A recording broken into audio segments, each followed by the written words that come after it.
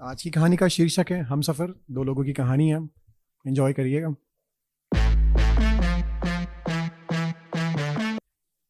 देखते ही देखते कई साल बीत गए थे। सही से गिनो तो 10 साल। उनकी तीसरी सालगिरह थी जब वो आखिरी बार छुट्टी गए थे। नंदिनी, वीर और ये माउथ ऑर्गन। उस दिन के बाद आज इस माउथ ऑर्गन को केस से बाहर निकाला था।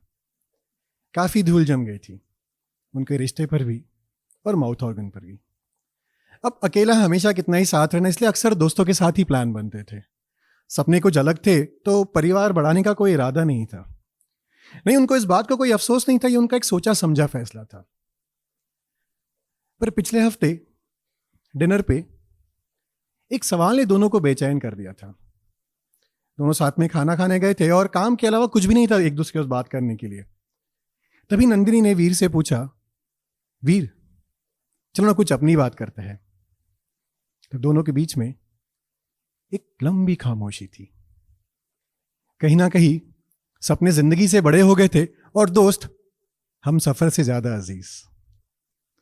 काफी देर तक एक दूसरे से नजरें चुराने के बाद दोनों को एहसास हुआ कि फिर से एक नई शुरुआत करते हैं। तो दोनों ने सोचा क्यों ना शुरुआत फिर से वहीं से करते हैं जहां से पहली शुरुआत हुई थी। बस फिर क्या था, अगले सुबह के ही दोनों ने फ्लाइट के टिकट बुक किए थे। रात को सामान बांधते समय दोनों के बीच में फिर से कोई अनबन हो गई थी। अब बात तो हमेशा छोटी ही होती है, पर फिर भी आप एक दूसरे से मुंह फिरा लेते हो और पीठ दिखा के सो जाते हो। अगले दिन सामान बांधते समय दोनों के बीच में फिर से वही अजीब सी कश्मकश थी। अब गुस्सा खुद से था या एक दूसरे से। एयरपोर्ट से होटल तक बस काम तलब बातें ही हो रही थी। अब दोनों कहीं ना कहीं जानते थे कि गलती किसी एक की नहीं है, पर इसलिए दोष भी नहीं दे सकते थे भाई। पर रूठना तो नंदिनी का ही बनता था और मनाना वीर का। वीर ने एक दो बार कोशिश की पर नंदिनी थोड़ी इतराई, कहीं और नाराज ना हो जाए, इसलिए वीर ने दोबारा कोशिश नहीं की। अब आप सोचते होंगे कितने बेवकूफ होते हैं ना मर्द। खैर, कहानी को आगे बढ़ाता है। वीर ने रूम में सामान रखा, अपने बैग से माउथ ऑर्गन निकाला और सोचा नीचे बनाए आंगन में जा बैठा हूं। दो खूबसूरत से बेंच बिछे थे वहां पे। एक तरफ से गोल घूमती उतरती सीढ़ियां, दूसरी तरफ किताबों से सजी लाइब्रेरी और चारों तरफ पेड़ों से घिरा हुआ वो खूबसूरत सा बेंच। नंदिनी सामने आईने के सामने खड़ी थी। वीर को बिंदी बहुत पसंद थी तो उसने सोचा चलो क्यों नहीं। उस दिन बहुत समय के बाद वीर के हाथों में माउथ ऑर्गन देखकर नंदिनी को कुछ पुराना याद आया। नीचे बैठे वीर ने एक गहरी सांस ली और गाना बजाना शुरू किया। न जाने कैसे, पर फिर से वही गाना बजा।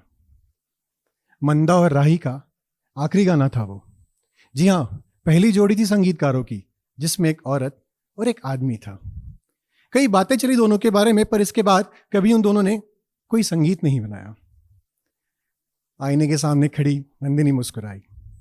गाना चुना भी तो उनका। वो दोनों घंटों ड्राइव्स पर जाते। नंदिनी ड्राइव करती और वीर माउथ ऑर्गन पर मंदा जी और राही जी के गाने बजाता। नंदिनी को राही जी बहुत पसंद थे, पर उसे मंदा जी से बड़ी चिढ़ थी। हमेशा कभी कभी मिल जाए वो मंदा जी तो गला घोट दोगी उनका। अब बेचारी करती भी क्या, वीर हमेशा जो कहता कभी मिल जाए मंदा जी तो छोड़ दूंगा तुम्हें, माय फुट।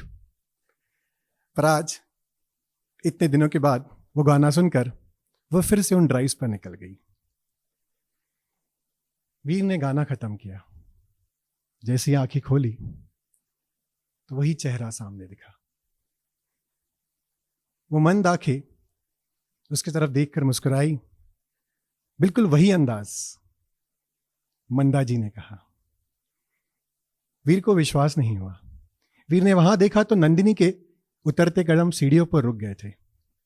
तभी वीर ने कहा, अरे पर हमारी धर्मपत्नी को हमारा बाजा कोई रास नहीं आता है। नंदिनी झट से कहा, नहीं नहीं मंदा जी ऐसे नहीं, मैं तो राही जी की बहुत बड़ी फैन हूं। राही जी का नाम आते ही माहौल थोड़ा सा ऑकवर्ड हो गया। तभी मंदा जी ने बात को काटे हुए कहा, अरे कुछ और सुनाइए ना। अरे बिल्कुल, वीर ने कहा, और वो दोनों जाकर लाइब्रेरी के सामने रखे हुए बेंच पर जाके बैठ गए। मंदा जी ने कहा, नंदिनी तुम भी तो आओ। वीर ने शायद नंदिनी के माथे की तरफ ध्यान नहीं दिया था। तभी नंदिनी को याद आया वीर जो हमेशा कहता था, छोड़ दूंगा तुम्हें मंदाजी मिल जाए तो कभी। नंदिनी एक अलग कश्मकश से गुजर रही थी। अब वीर को रोके भी तो कैसे? आज कितने दिनों बाद उसने माउथ ऑर्गन निकाला था और वो भी बजा रहा था मंदाजी के लिए, और ये छुट्टी शायद उन दोनों ने। खैर, वीर एक के बाद एक गाने बजा रहा था माउथ ऑर्गन पर और मंदाजी को बता रहा था कैसे घंटों हम लोग ड्राइव्स पर जाते और मैं ये आपके गीत गाते रहता। मंदाजी ने नंदिनी की तरफ देखा, उनको उसके कश्मकश का एहसास हो गया। तभी नंदिनी ने एक चुपता सवाल पूछा, मंदाजी, आपने और राही जी ने गाने बनाने क्यों छोड़ दिए? अब वीर को यह सवाल बिल्कुल जचा नहीं, वो कुछ कहे उसके पहले मंदाजी ने कहा, नंदिनी, पता नहीं कब, पर हम ही भूल गए थे कि हमने साथ में शुरुआत क्यों की थी। वक्त के साथ इतना आगे निकल गए कि वो मंदा और राही से हम कहीं दूर, बहुत दूर पीछे छूट गया था। कब सम्मान अहंकार में बदल गया समझा ही नहीं, और तब कोशिश करनी भी बहुत मुश्किल हो रही थी। नंदिनी, फिर क्या मंदाजी? हम नहीं तो तुम नहीं, तुम नहीं तो मैं भी नहीं, बचा तो सिर्फ ये अधूरा वक्त, और इस अधूरे वक्त में तुम्हारी यादों के टिक टिक एक जैसी, लगातार, बिल्कुल तुम्हारी बातों की तरह। मिनटों में घंटा निकल जाता है और शाम तक एक अरसा निकल जाता है, पर ये मिनटों का कांटा ना हिला ना घंटों का हिला, वक्त कहीं थम गया। काश मेरे मिनटों जैसे चंचल मन ने तुम्हारे घंटों जैसे ठहराव को कभी समझा होता। काश कभी पलटकर मैंने इस घड़ी की चाबी को फिर से घुमाया होता। कुछ देर तीनों खामोश रहे। तभी मंदाजी ने अपनी कार की चाबी नंदिनी के हाथ में दी और कहा, बस 1 पीस में लौटा देना। उस दिन शाम को नंदिनी और वीर फिर से ड्राइव पर निकले। उस दिन शाम को भी रास्ता नंदिनी ने चुना और उसे यादगार वीर ने ही बनाया। अब आप सोचते होंगे ना, उसकी उस बिंदी का क्या हुआ? भाई, बिंदी तो वही मिली जहां हमेशा मिलती थी, वीर की गर्दन पर। ये थी हमसफर।